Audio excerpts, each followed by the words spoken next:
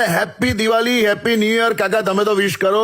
ભાઈ happy Diwali, happy new year. અને નવા વર્ષે એટલું કહીશ હા કે લોકોની મદદ કરતા રહેજો હા અને એનો પ્રચાર ના કરશો. Yes correct. પેલું કહે છે ને, નેકી કરો और दरिया में डाल. हाँ, नेकी करो तो ऐसी करो जैसे पहनेला पुरुष घर के काम करता है ना, किसी को खबर ही नहीं पड़ती पर करता है वो, ऐसी मदद કરો. વાહ અને બસ તમે લોકો જીવનમાં આવનારી તકલીફ કે મુસીબતમાં ડગમગશો નહીં, વાહ અડીખમ તમે રહો એવી પ્રાર્થના.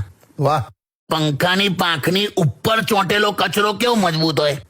જીવન ગમે તેટલું ગોલ ગોલ ફેરવી નાખે, નીચે પડવાનું જ નહીં. હા પણ ખ્યાલ આવી ગયો કે હવે ઉદાહરણ હોય યાર. ખ્યાલ આવી ગયો ને. હા અને છેલ્લું કે પરિવાર સાથે સમય વિતાવો. હા કરેક્ટ.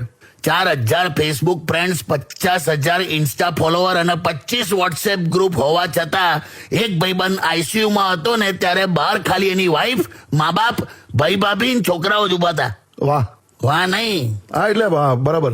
એટલે જે છે ને ઘરના લોકો જ છે, સમય એમને આપો. વાહ કાકા વાહ.